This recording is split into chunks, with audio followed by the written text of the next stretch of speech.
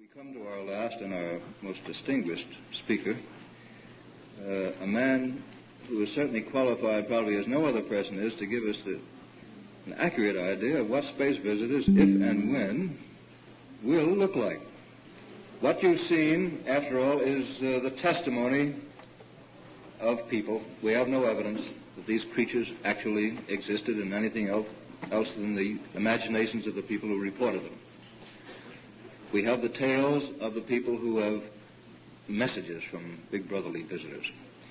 We have no evidence, and for lack of evidence, we can simply try to apply our minds to what, if and when, I repeat, space visitors come, they will look like. And we are very fortunate tonight to have the man, as I say, who can tell us more authoritatively what space visitors will look like than probably anybody else. You know, I'm speaking of Mr. Wiley Ley. Mr. Ley has been interested in space travel for a good many years, despite his youthful appearance. In fact, his first book was entitled Trip into Space, and that book was published 29 years ago. That has been an interested history of interest in space travel. He has written many other books since then, not only on space travel, but also on one of his specialties, which is biology, zoology. Some of those books, for instance, you probably know about. They have delightful titles. There's the lungfish, the dodo, and the unicorn. Salamanders and Other Wonders. Incidentally, both of those books have the subtitle, An Excursion into Romantic Zoology. And I would be inclined to make a private guess to myself that this is a term which might describe Mr. Ley's conception of reports of space visitors as of the present time. Romantic zoology. I don't know. Without any further word, then, I'll turn the platform over to Mr. Ley, and he will tell you what will certainly be the most solid and worthwhile information of the evening. Ladies and gentlemen, what I'm carrying here are not notes for a speech, but the invitation which you have all seen, giving me the timing. That's not on your invitation, and it says for me 9:50 to 10:15, 25 minutes. According to this, we are running 5 minutes late. However, the CAA regulations state that the pilot does not have to report deviations from the flight plan if they are less than 10 minutes. So I think my justice will go ahead. Whether I will speak for 25 minutes or not is something I simply do not know. Now let me first state, so to speak, a statement of qualifications. Secondly, a statement of attitude, and then I go into the theme proper. Statement of qualifications is that I have read most of the books written on flying saucers, if, in some cases, being annoyed by obvious nonsense, I may have skipped a few pages. Statement of attitude is that I do not say people are liars because they have seen something in the sky that cannot be explained, but that I believe, this term is used here in the non-religious sense, that I think that UFOs, provided they exist at all, exist only inside the atmosphere and are natural phenomena.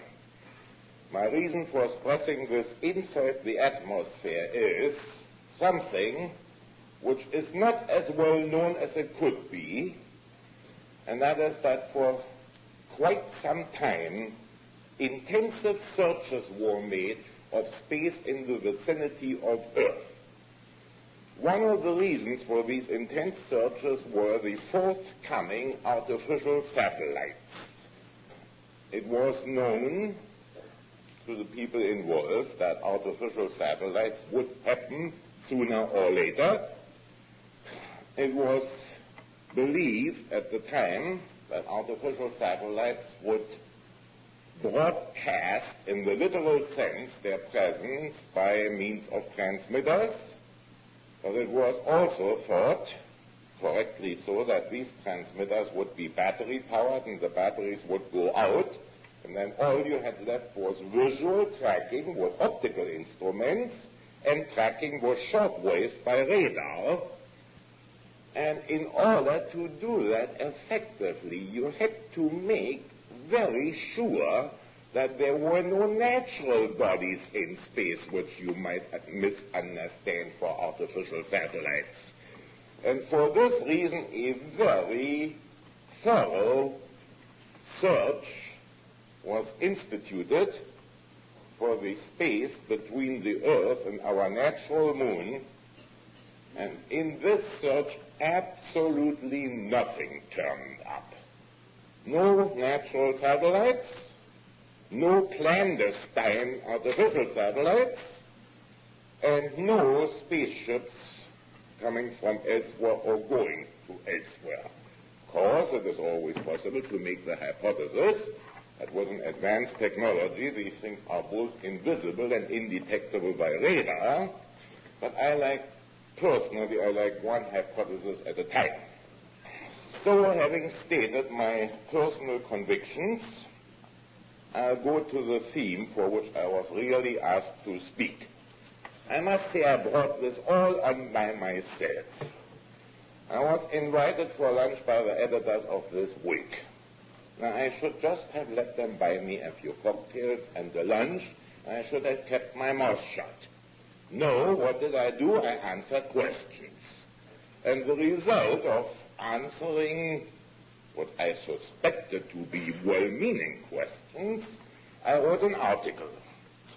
But this article had a forerunner, which I did not write myself. Lester Del Rey spoke here first, essentially as a science fiction author. And the past origin of this article I wrote was for science fictional purposes.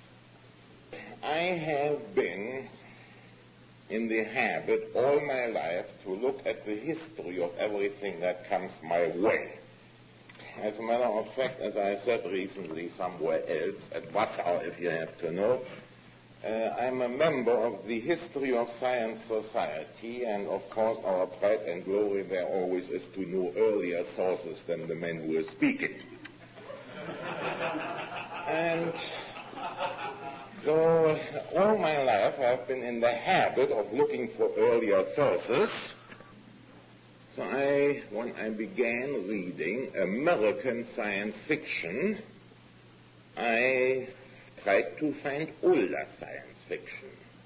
And I'd like to give you a very quick rundown because this is pertinent to the story. Science fiction does go back to 160 AD. That's the first science fiction story known. The next one came 1,600 years later. In both cases, nobody visits us, but people from Earth, by technically absolutely inadequate means, go to the moon. Because I can't even blame the authors for having used technically inadequate means. Calculus hadn't been invented at the moment. The first story which I have been able to find in which people from elsewhere come to Earth is a German novel that was written in 1893. So some 20 years ago, I was sitting with Sprague de Camp, another well-known science fiction author, in his apartment here in New York, and I was mentioning this novel to him. He didn't know it because it had never been translated into English. And he said, well, how do these visitors look? Well, I said, in this particular case, they are so human that they even can crossbreed. And then we started thinking of then recent science fiction stories and how the extraterrestrials had looked. And the extraterrestrials had been all kinds of impossible mixtures, centipedes with 20 pair of wings, aerodynamically completely impossible. something like lobsters with a few appendages, not precisely propellers, no, the artist didn't go that far, but also something that zoologically made no sense. And so the two of us, Sprague and DeCamp and I, then sat down and said, now what would an extraterrestrial actually look like from the scientific point of view? Let's assume that there are some. What would they look like? We quickly discovered that we could not pin down extraterrestrial life as a whole. You do have these enormous differences on Earth between the centipede and the jellyfish, the bird and a movie star. But what we could pin down, or thought we could pin down, was the question of how would intelligent life look. Now, a few things were quite obvious in the first place. Intelligent life shows its intelligence by building things, by making things, and it grows more intelligent in the process. And finally, it comes across methods. Therefore, if it has to use methods in the end, it cannot be an underwater civilization. You might theoretically have an underwater civilization of the cultural and technological equivalent of the Neanderthal men, but you cannot even go to the Cro-Magnon because he already needed metals. Metals must be smelted, and that cannot be done underwater. I don't want to bore you with every detail which we reasoned out. It took us 2 days of debate. I'd just like to say something or to repeat something that Lester Del Rey said about the books of the contactees, were they called, namely that 8 years after this article was written and published, was written by Sprague DeCamp, but we discussed it together. 8 years after it was written and published, I found out that a Dutch scientist had done the same thing 200 years before us. His name is well known in the history of science. I'm going to pronounce it the way he did. I wish to point out that I do not have a respiratory infection. Some Dutch names just sound that way. His name is Christian Huygens. Christian Huygens, in about 1700, pointed out that the inhabitants of other planets must have eyes to see with. We can pin this down a little more. Last night, I was driven home by an Air Force colonel who expressed his surprise that our eyes utilized only such a small part of all the possible waves. Well, the reason why our eyes do is a very simple one. Our eyes utilize that part of the spectrum to which our atmosphere is transparent. Our eyes cannot see X-rays. I'm simplifying this, of course. In the course of long evolution, it has come about that. But our eyes do not see X-rays because X-rays which started 200 miles away wouldn't get to them. So our eyes work on those rays to which our atmosphere happens to be transparent. That's what we can add to Huygens. Huygens said furthermore that the intelligent beings must have organs like hands, or rather of the function of hands, to manipulate things. We can add to that leaves out a tentacle-like organ like the elephant's trunk, which is very strong in pulling, but is not, for lack of internal bracing, strong in pushing. Obviously, an intelligent being must be able to move around. Therefore, it has to have legs of some kind. One of the things that old Huygens 200 years ago did not mention, but which surprised both Brigdy Camp and me, when we thought about it and discussed it, is the fact that of all creatures with an internal skeleton on Earth, you never had more than 4 limbs. It just doesn't exist. What we do not know, what we cannot tell, is whether this is a sheer accident of terrestrial evolution or whether there is a natural law that we simply do not happen to know. At any event, I want to pull this together, we came to the result that an intelligent being of another planet cannot be much smaller than a human being, because then there would be not enough body cells to support the brain cells, and there must be so and so many brain cells because we have postulated that it is intelligent. Nor can it be much larger than something else comes in, which is known as the square cube law, and which makes it very clumsy. In short, we ended up with a creature which, as I phrased it later, if somebody who needs glasses but doesn't wear any, in dusk, seen from a distance, would not at once be able to tell from a human. This, of course, does not mean minor accidents of evolution. A minor accident of evolution is whether my ears are large and floppy or whether there aren't any external ears. A minor accident of evolution is whether I have hair all over or none at all. Even smaller accident, of course, is a different skin coloring. A very small accident would be the possession or absence of a tail. So as soon as somebody tells me he had contact with people looking just like us, I already have all the biological reasons in the world for not believing it.